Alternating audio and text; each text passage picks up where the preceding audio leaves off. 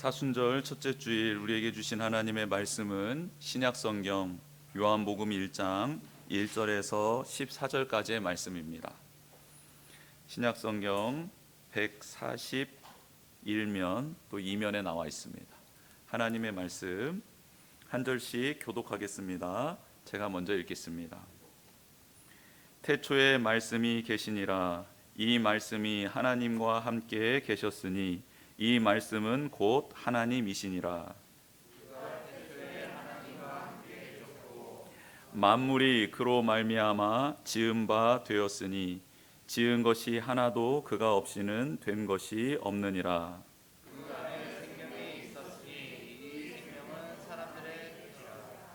빛이 어둠에 빛이 돼 어둠이 깨닫지 못하더라.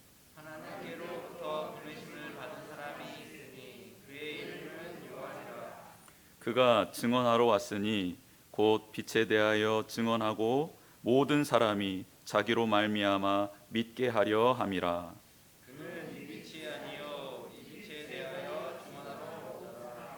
참 빛 곧 세상에 와서 각 사람에게 비추는 빛이 있었나니 그가 세상에 계셨으며 세상은 그로 말미암아 지은 바 되었으니 세상이 그를 알지 못했고 자기 땅에 오매 자기 백성이 영접하지 아니하였으나 영접하는 자 곧 그 이름을 믿는 자들에게는 하나님의 자녀가 되는 권세를 주셨으니 이는 혈통으로나 육정으로나 사람의 뜻으로 나지 아니하고 오직 하나님께로부터 난 자들이니라.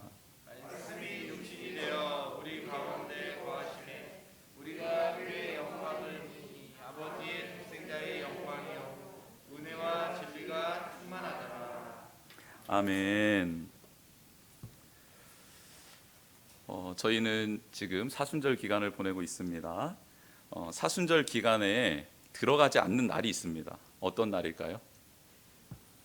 네, 주일이 안 들어갑니다. 주일은 빼고 사순절 기간 40일이 진행이 되는 거예요. 왜 주일이 빠졌을까? 왜 빠졌냐면요, 주일은 부활하신 주님과 함께 기뻐하고 감사하고 영광 올려드리는 날이기 때문에 사순절 기간에 주일은 빠져 있습니다. 그래서 카운트를 할 때 수요일부터 시작됐잖아요. 수, 목, 금, 토. 이제 사순절 4일이 지났고요. 오늘은 포함되지 않고 내일 6일이 이제 또 시작이 되는 겁니다. 그렇게 해서 카운터를 이제 하고 있고요.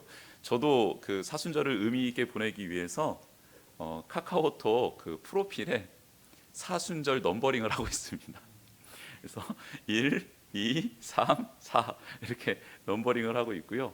그래서 잊지 않고 하나님 앞에 엎드리고 또 하나님의 뜻을 구하며 나아가고 싶은 마음에서 그렇게 하고 있습니다. 시간을 구별하는 것, 또 하나님 앞에 내가 무엇을 드릴 수 있을까 고민하며 그렇게 지내고 있는데, 사순절 기간을 통해 주님과 더 친밀해지는 저와 우리 모든 성도님들 다 되기를 주님의 이름으로 축복합니다.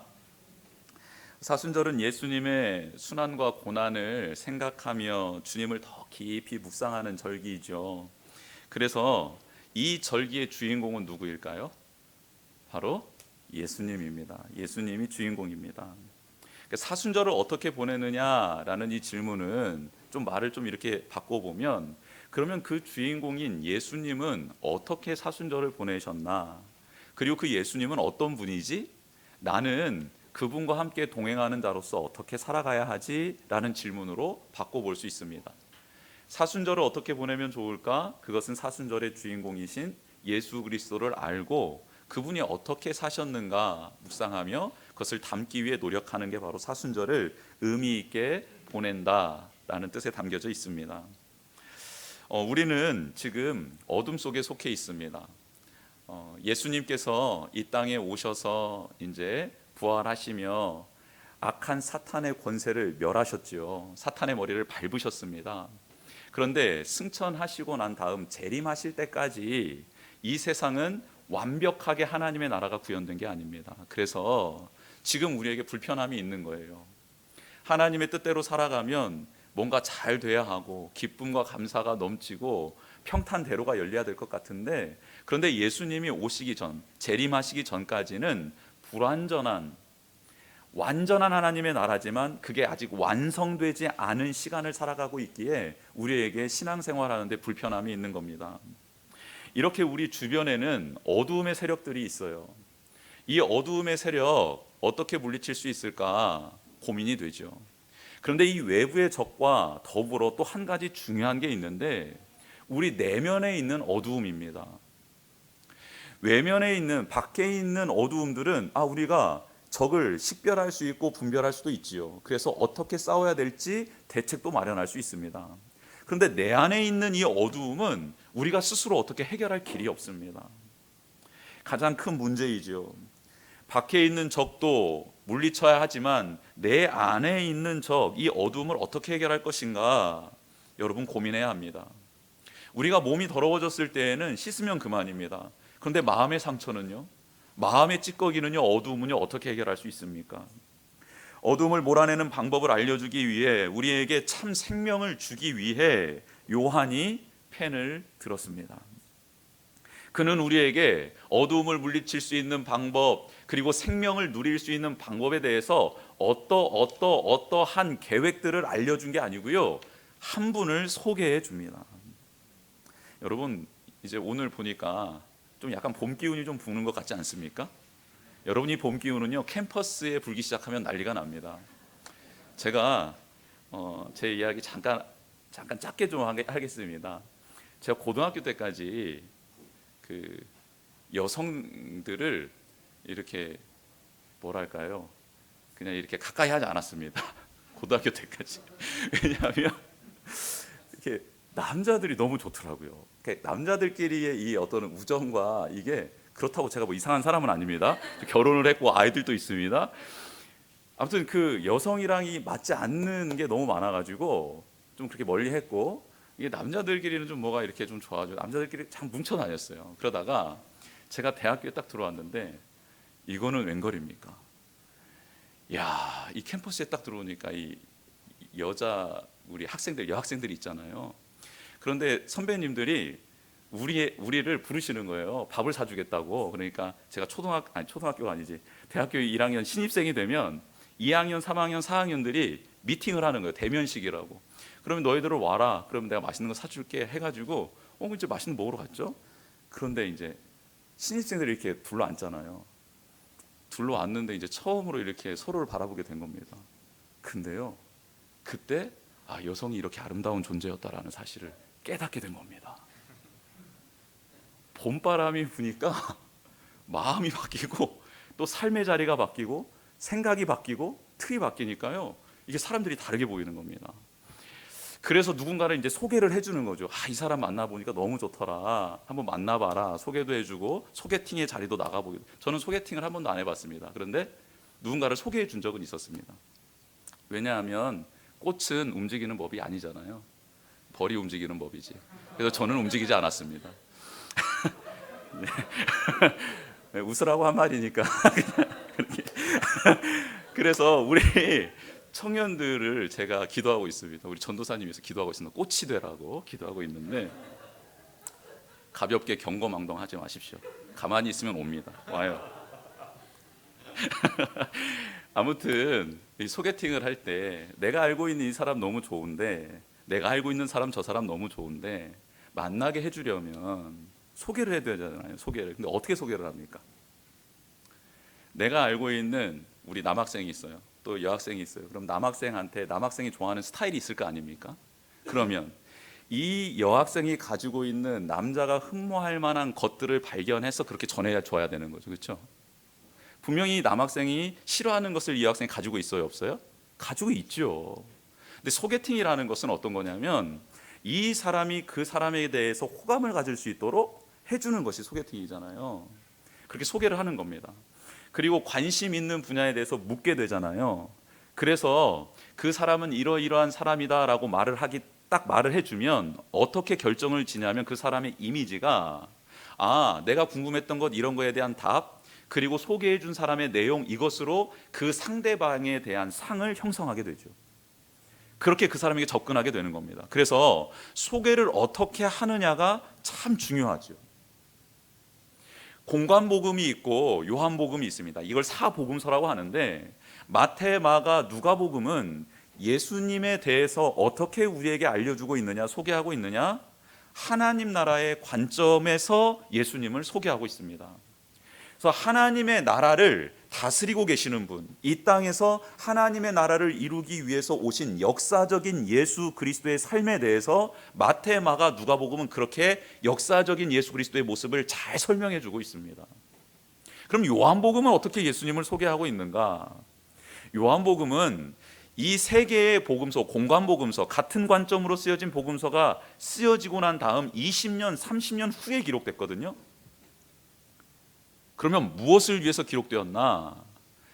예수 그리스도가 하나님이시다라는 것을 강조하기 위해서 기록된 복음서가 바로 요한복음입니다. 그래서 요한복음 1장 1절이 어떻게 시작하고 있습니까? 너무나도 놀라운 말씀으로 선언되고 선포되고 있습니다. 태초에 말씀이 계시니라, 이 말씀이 하나님과 계셨으니 이 말씀은 곧 하나님이시니라 라고 기록하고 있습니다. 예수 그리스도가 말씀인데요, 말씀이 하나님이시다라고 선포하고 나가고 있어요. 요한복음의 나머지 장절들은 무엇을 이제 뒷받침하기 위해서 기록된 말씀들인가? 예수님이 하나님이심을 증거하기 위해서 요한이 기록한 말씀이라는 겁니다. 여러분, 요한복음을 기록한 저자 요한은 누굽니까? 예수님과 사촌지간이지요. 요한의 어머니가 예수님의 이모입니다. 이모. 그래서 요한복음에 등장하는 예수님이 사랑한 제자라고 쓰여 있잖아요. 그것은 누구를 말하냐면 요한을 말하는 거예요. 자기 자신을 말하는 겁니다. 그래서 예전에 이런 장면이 있었죠. 예수님께서 이제 그 십자가를 지시기 위해서 가시고 있는 길인데 제자들이 깨닫지 못하고 요한과 야고보의 어머니가 예수님께 나와서 자기 아들들을 청탁하는 장면이 나옵니다. 그렇죠? 예수님께서 이제 그 권위의 자리에, 메시아의 자리에 올라섰을 때 좌우 옆에 우리 아들을 앉혀주십시오라고 청탁하는 장면이 나와요. 다른 어떤 부모님들도 예수님께 와서 청탁한 적이 없습니다. 그런데 요한과 야고보의 어머니만은 와서 예수님께 청탁해요. 치맛바람을 일으킵니다. 어떻게 그럴 수가 있었다고 성경은 지금 말하고 있는 겁니까? 어떻게 그럴 수 있었습니까? 그렇죠, 이모니까 온 거예요. 조카한테 와서 말한 겁니다. 편안하게. 야, 있잖아, 너 우리 사촌들 좀 잘 봐줘야 되는 거 아니야? 말한 거예요. 그리고 놀랍게 예수님께서 십자가를 지시고 난 다음 운명하실 때 어머니 마리아가 와 있잖아요. 어머니 마리아를 보소서, 어머니 보소서 아들이니이다라고 소개해 준 사람이 누구죠? 요한이죠. 요한을 소개해 줍니다. 이모이고, 그래서 요한에게 부탁을 하는 거예요. 이제 이모를 좀 어머니처럼 잘 돌봐달라고. 그래서요, 요한은 마리아를 돌보며 사느라 순교당하지 않고 90세까지 살고 하나님께 부르심을 받습니다. 그 사명을 완수하게끔 하나님이 도와주신 것이죠. 그리고 반모섬에서 유배되었을 때 요한계시록을 쓴 저자이기도 합니다. 여러분, 그래서 요한은 그 예수님의 어머니 마리아를 모시고 살면서 예수님에 대해서 또 다른 이야기들을 많이 들었을 것이다 라고 신학자들이 유추를 합니다. 그래서 요한복음은요, 공관복음에 없는 내용이 90% 이상 기술되어 있습니다. 너무너무 신비한 책입니다. 예수님이 누구신지, 예수님을 더 깊이 알기를 원하는 사람들에게 요한복음을 추천하는 이유가 바로 그런 이유입니다. 예수님에 대해서 계속해서 반복해서 읽다 보면 믿어지게 되는 거예요. 아, 그분이 하나님이시구나, 창조주이시구나, 나를 구원하신 분이시구나, 믿어지게 되더라는 겁니다. 요한이 이렇게 요한복음을 기술할 당시 초대교회 성도들은 바른 신앙을 지키기 위하여 수많은 고난 가운데 있었습니다. 그래서 그 믿음을 지키기 위해 예수 그리스도는 하나님이시고 그 하나님을 믿으면 하나님께서 너희들을 책임져 주실 거다라고 요한복음을 통해 흔들리지 않는 신앙을 위해 초대교회 성도들에게 권면하고 있습니다. 또한 당시 이단들이 득세했었는데, 어떤 이단들이 득세했느냐? 예수 그리스도는 인간으로 오신 분이시지 하나님은 아니시다라고 해서 신성을 부인하는 이단들이 너무 많이 일어나고 있었습니다. 그래서 요한이 사랑하는 초대교회 성도들의 간절한 부탁과 그 시대적인 상황을 대변하기 위하여 예수 그리스도는 하나님이시다, 메시아다라는 것을 정확히 기록하기 위하여 요한복음을 서술했습니다. 그렇다면 요한이 구체적으로 오늘 본문에서 소개하는 예수님은 누구고, 그리고 그 주님이 지금 우리 안에 계신다면 우리는 어떻게 주님과 동행해야 될지, 그것을 한번 말씀을 통해 상고해 보도록 하겠습니다. 첫 번째, 예수님은 하나님입니다. 하나님이세요. 즉 예수님은 경배의 대상이다라는 겁니다. 예수님은 경배의 대상입니다. 태초, 그 태초는 우리가 알 수 없는 시간입니다. 인지할 수 없는 시간입니다. 그런데 그때 예수 그리스도가 계셨다라고 선언하고 나아가고 있습니다. 여기에서 말씀이라고 번역된 헬라어는 로고스인데요, 로고스의 사전적인 의미가 다음과 같습니다. 모든 사물의 존재를 규정하는 보편적인 원리를 로고스라고 합니다.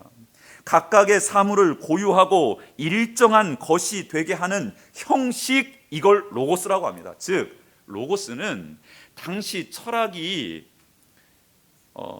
참으로 많이 발달됐던 헬라 문화권 사이에 이 로고스는 어떤 개념이었냐면, 이 철학의 근원, 인간의 근원, 만물의 근원을 뜻하는 단어가 이 로고스였습니다. 그래서 요한은 헬라 시대에 살아가고 있는 사람들에게 예수 그리스도가 바로 이 로고스다라는 사실을 천명하고 있는 겁니다. 여러분, 그래서 3절 말씀에 보면 어떻게 나와 있습니까? 만물이 그로 말미암아 지은 바 되었으니 지은 것이 하나도 그가 없이는 된 것이 없느니라 라고 말씀하고 있습니다. 예수 그리스도로 말미암지 않는 만물이 하나도 없다. 모든 만물은 하나님께로부터 말미암았느니라 라고 말씀하고 있습니다. 나는 누구로부터 말미암은 존재입니까? 예수 그리스도. 우리 자녀들은요, 부모들은요, 또 이 세상의 피조물, 이 모든 것들, 우리 교회 이 공동체는 지금 보여지고 있는 이 모든 만물은 누구로부터 말미암았다고요?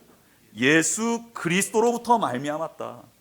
우리는 창조주 하나님으로 알고 있잖아요. 아니에요. 창조주 예수님도 맞다라고 지금 말씀하고 있습니다.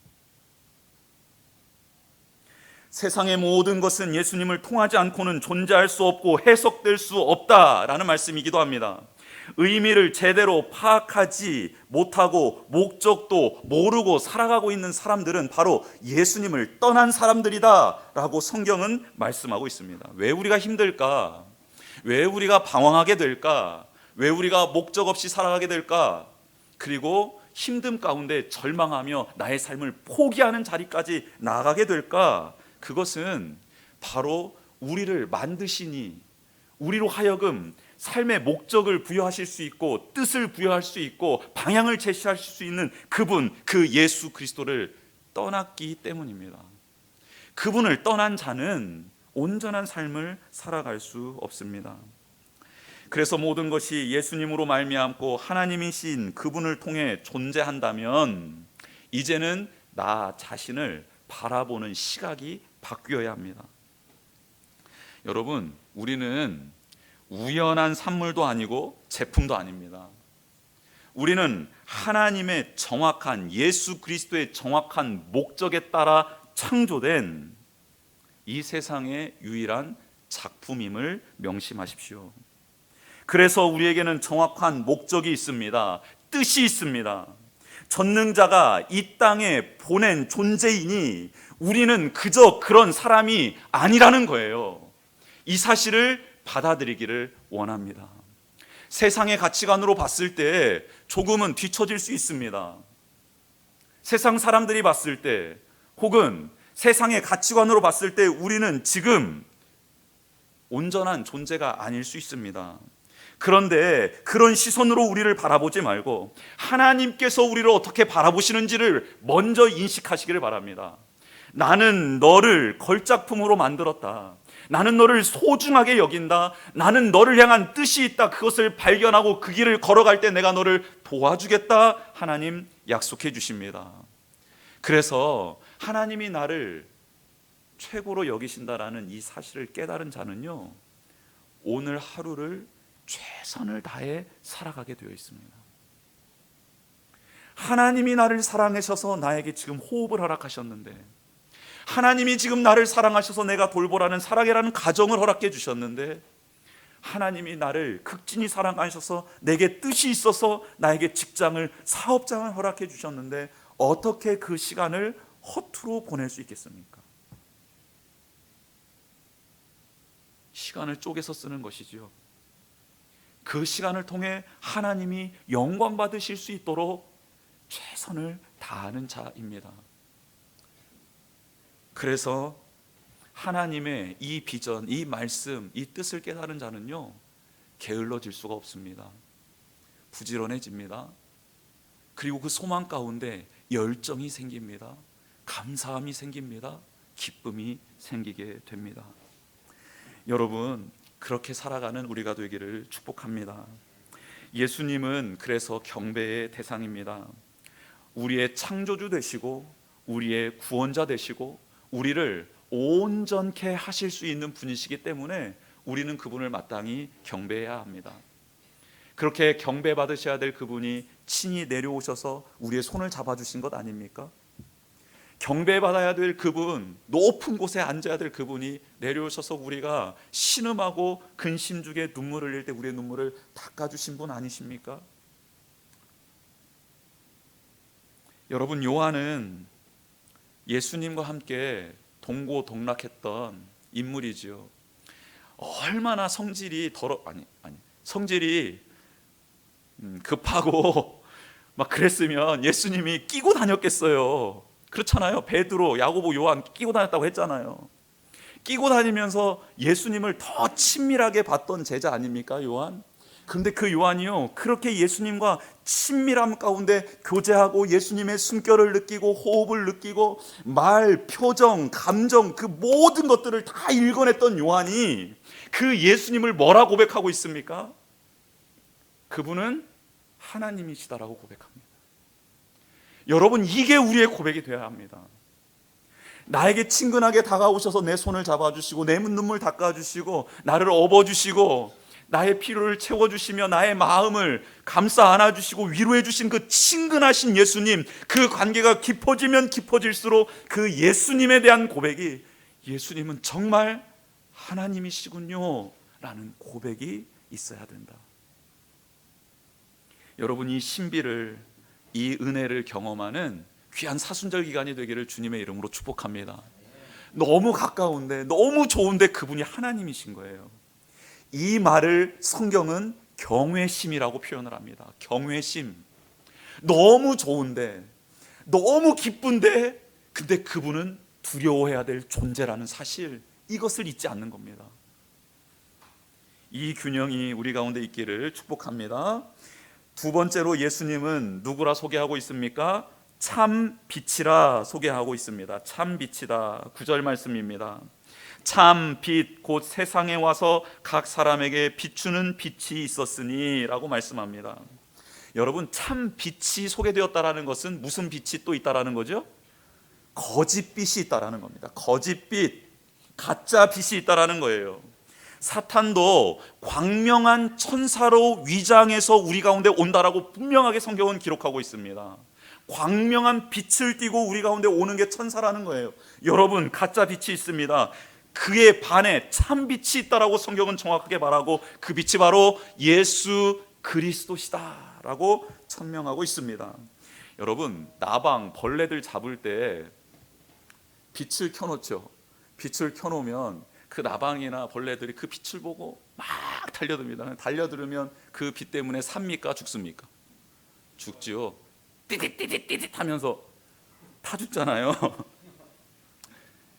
불쌍하기도 하지만 그걸 또 고안해낸 참 사람도 대단하고, 아무튼 그 빛을 따라가면 살 것 같아서 들어왔는데 그 빛 때문에 죽는 것을 우리는 봅니다. 여러분, 동해안에 가면 그 오징어 잡이 배들 있잖아요. 밤에 가면은 불이 환하게 밝혀 있지 않습니까? 그게 이제 집어등이라고 하잖아요. 물고기들을 이렇게 모아서 이제 잡는 건데, 활동을 하고 있는 오징어들, 물고기들이 밤에 활동하고 있는 애들이 그 빛을 보고 낮인 줄 알고 어떻게 하는 겁니까? 올라오는 것 아닙니까? 물 위로 막 올라와요. 그러면 어떻게 됩니까? 삽니까? 죽습니까? 죽지요. 죽어요. 여러분, 우리가 살아가는 세상에도 가짜 빛이 많이 있습니다. 가짜 빛이 많이 있습니다. 그 빛이 우리를 비추고 있어요. 그래서 그 빛을 따라가면 살 것 같다라고 광고를 하고요, 메시지를 전하고요, 그리고 그런 것들을요 영상화시켜서 우리에게 빛을 막 비춰주고 있습니다. 여러분, 따라가면 어떻게 됩니까? 따라가면요 잡혀요, 죽습니다, 멸망합니다. 그게 지금 성경에서 말씀하고 있는 거예요.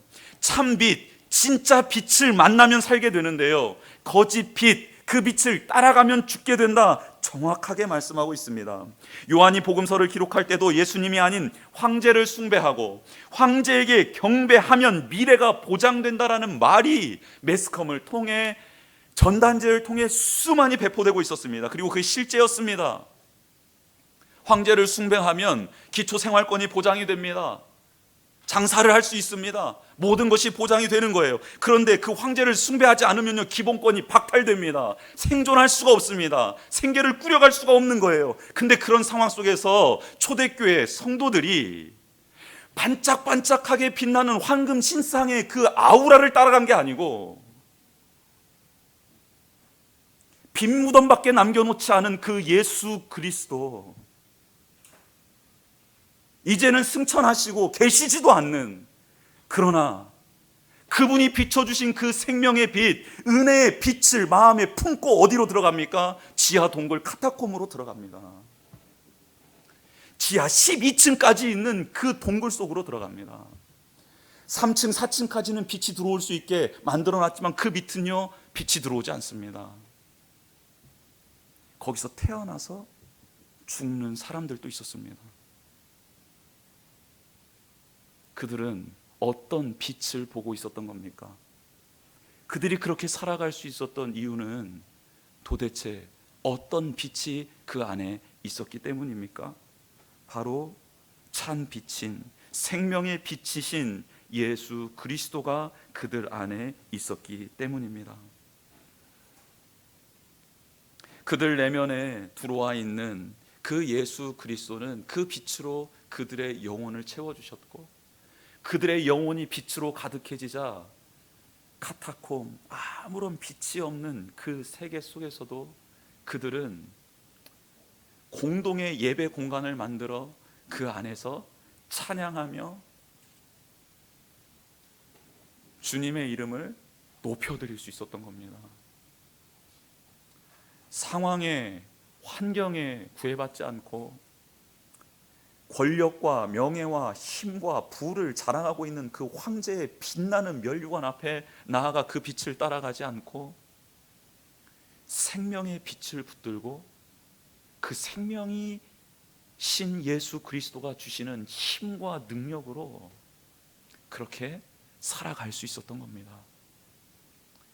결국 영원한 생명을 누리게 되는 자는 지하 동굴에서 참된 빛을 따라하고 있었던 그들은 영원한 생명을 누리게 되었고, 황제의 찬란하게 빛나는 황금의 빛을 쫓아 살았던 이들은 다 멸망받게 되었습니다. 여러분, 어떤 빛을 따라가고 계십니까? 지금 우리 주변에는 어떤 빛이 나의 길을 인도하고 있습니까? 시편의 말씀에 여호와의 말씀, 주님의 말씀은 내 길의 빛이요 내 발의 등이다 라고 말씀하고 있습니다.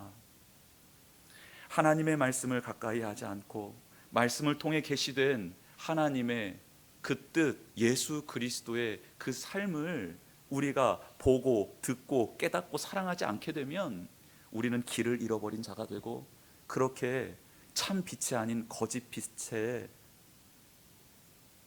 눈이 멀고 마음이 멀어서 그렇게 쫓아갈 수밖에 없는 존재가 되는 겁니다. 여러분, 오늘 본문에 등장하는 세례 요한의 위대함은 무엇입니까? 세례 요한이 왜 위대합니까? 그는 참빛 예수 그리스도를 보고 한 번에 알아봤습니다. 이게 위대함입니다.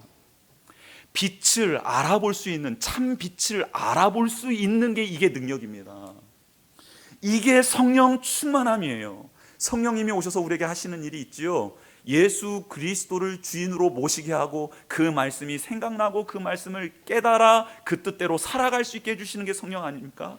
그러니까 사도 요한은 뱃속에서부터 성령 충만했는데 그는 예수님이 세례받으러 오시자 그분이 바로 예수님이신 것을, 참빛이심을 바로 알아봅니다. 그리고 고백하지요. 나는 빛이 아니다.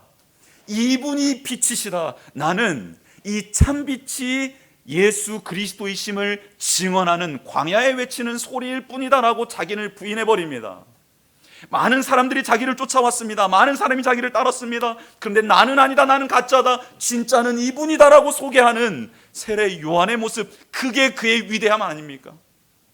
내가 이렇게 된 것은 나의 의로 된 것 아닙니다. 나의 재능, 나의 힘으로 된 것 아닙니다. 물론 수고했지요. 밤을 샜습니다. 노력했습니다. 계획 세웠어요. 온 힘을 다해 하나님이 주신 나의 삶의 자리를 최선을 다했습니다. 이거 진실이지요.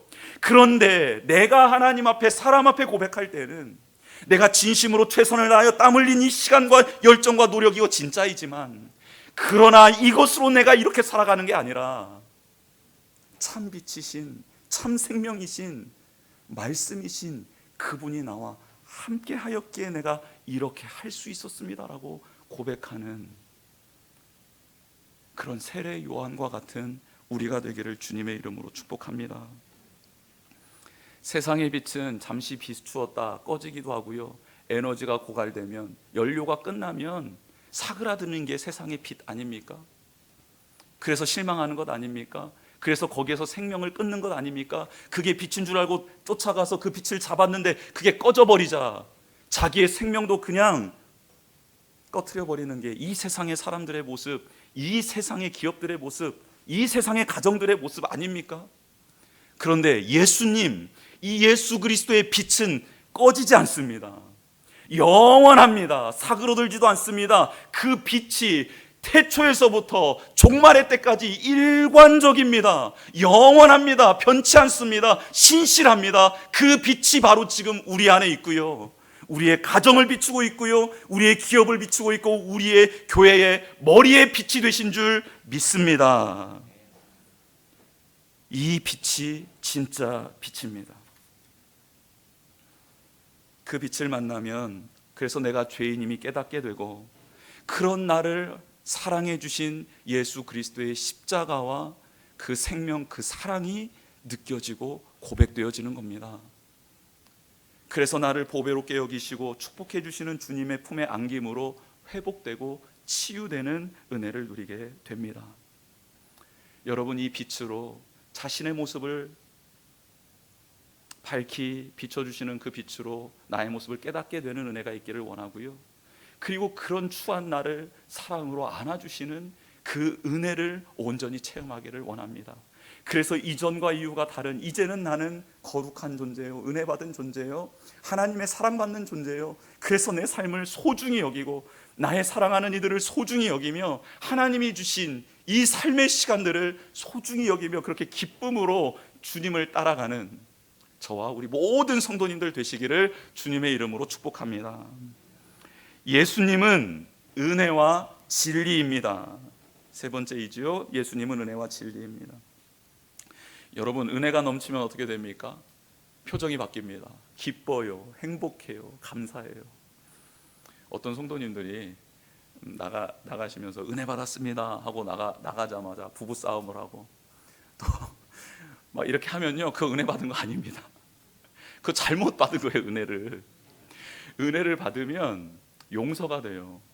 은혜를 받으면 사랑하게 돼요. 은혜를 받으면 감사하게 돼요. 그래서 은혜 받았다고 하면서, 은혜 넘치는 교회라고 하면서 막 손가락질하고 막 서로를 이간질하고 그거 아니에요. 그 은혜 받은 게 아니에요. 은혜는 그런 게 아닙니다. 여러분, 은혜와 진리로 충만했던 예수 그리스도가 은혜와 진리로 충만했다라는 건 뭡니까? 흘러 넘치는 거잖아요. 은혜와 진리로 흘러 넘치는 예수 그리스도가 걸어갔던 그 길이 어떻게 되었습니까? 생명의 역사가 일어났잖아요. 치유되고 회복되었죠. 거짓과 부정 가운데 갇혀 있었던 사람들이 자유케 되었잖아요. 이런 역사들이 막 일어나는 겁니다. 이게 바로 은혜와 진리가 충만한 예수 그리스도의 삶에 가득했던 모습입니다. 그러면 그분을 우리가 지금 모시고 살아가고 있잖아요. 그런 우리는 어떻게 살아가야 될까? 그렇죠. 우리도 은혜와 진리가 충만한 자답게 살아가야 합니다. 어떤 누군가에게 사랑합니다, 축복합니다 말하면 너 죽을래? 이렇게 합니까? 아니면 그 사람도 행복해지고 기뻐집니까? 그렇죠. 행복해지고 기뻐집니다. 야, 나 너 필요 없어. 내 눈앞에 사라져줘. 나 힘들게 하지, 귀찮아. 막 이렇게 하면서 부정적인 말을 막 내뱉는다면 그 말을 들은 사람은 어떻게 되죠? 마음이 힘들어지고, 그리고 그 생명의 기운이 사그라들죠. 똑같습니다. 똑같아요. 은혜 충만이라는 건 뭐냐면, 은혜 충만한 사람 옆에는요, 죽어가는 사람들이 살아나는 은혜가 있는 거예요. 살아나는. 우리 집사님들을 뵈니까 제가 막 살아나는 것 같습니다. 만나면 막 죽어가는 사람이 있어요. 그렇죠? 만나면 막 기운이 쭉쭉 빠지는 사람이 있고, 만나면 이런 사람이 있잖아요. 여러분, 남편과 아내를 만나면, 자녀를 만나면, 부모님을 만나면 이렇게 됩니까? 아니면 사랑하는 가족을 만나면 막 이렇게 됩니까? 교회에 와서 성도를 만나면 이렇게 됩니까? 성도를 만나면 이렇게 됩니까? 예수님을 만나면 이렇게 됩니까? 예수님을 만나서 이렇게 되는 경험을 하면요, 말씀을 놓을 수가 없죠. 기도의 자리를 놓을 수가 없어요. 예수님의 뜻을 따라 나아가는 자리를 놓을 수가 없어요. 직장에 가서 이렇게 됩니까? 이렇게 됩니까? 그렇죠. 이게 지금 우리의 현 주소예요. 은혜와 진리가 충만해져 있으면요, 나의 삶의 자리가 살아나게 되는 거예요. 그리고 말이 변화됩니다. 행동이 변화되고요, 눈빛이 변화되는 거예요. 이게 은혜와 진리로 충만해진 겁니다. 진리는 뭐죠? 하나님을 아는 것이잖아요. 예수님을 아는 것이잖아요. 그분을 알게 되면요, 율법의 멍에가 벗겨지는 거예요. 자유함을 누리는 거죠. 근데 자유함을 누리게 되면 그 율법을 완성하게 됩니다. 이게 성경이 말하는 진리 아닙니까? 율법의 멍에를 메고 걸어가기에는 너무 힘든데, 예수 그리스도로부터 자유해지면 말씀을 행하는 게 너무 기쁜 거예요. 이게 진리 아닙니까? 그래서 예수 그리스도는 율법을 폐하러 오신 게 아니고 율법을 완성해 주신 분 아니십니까? 하나님의 구약에서부터 신약에 이르는 모든 말씀이 예수 그리스도를 통해 완성된 것 아닙니까? 온전한 순종 말입니다. 온전한 하나님의 뜻이 이루어짐으로 말입니다. 그렇게 우리도 될 수 있다라고 성경은 말씀하고 있습니다. 그분이 지금 우리 안에 계시기 때문입니다. 그분이 우리의 주인이시기 때문입니다. 그분이 우리 가정의, 우리 자녀의 주인 되시기 때문입니다. 우리의 기업을 세우신 분이기 때문입니다. 나를 지금 그 자리에 인도해 주신 분이기 때문입니다. 할렐루야. 이 하나님이 은혜와, 이 예수님이 은혜와 진리로 가득해져 있었다. 여러분, 이 진리를 믿고 나아가는 우리 모두 되기를 주님의 이름으로 축복합니다. 우리 같이 찬양하고 기도하는 시간 갖도록 하겠습니다. 주님이 우리를 빛으로 부르셨으니 부르심 따라서 나 살기 원해. 거룩한 나라여, 주께서 택한 백성이니 주를 의지하여 담대함으로. 오늘 이 가사가 참 마음에 울림이 됩니다. 주님의 빛,